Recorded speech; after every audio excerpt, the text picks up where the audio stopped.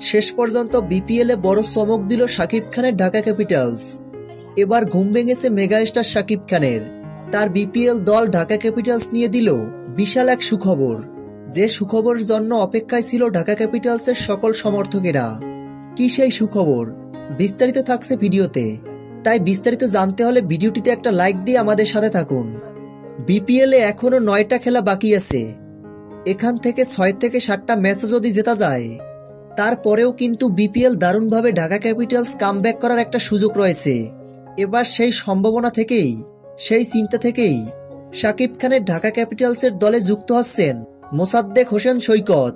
কিছুক্ষণ আগে T Sports বিষয়টি নিশ্চিত করেছেন। এছাড়াও শাকিব খানের দলে আজকে থেকে আসছেন ইংল্যান্ডের মার্কাটারি ব্যাটার জেসন রয়।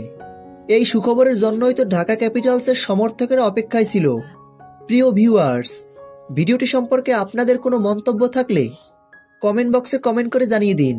ধন্যবাদ।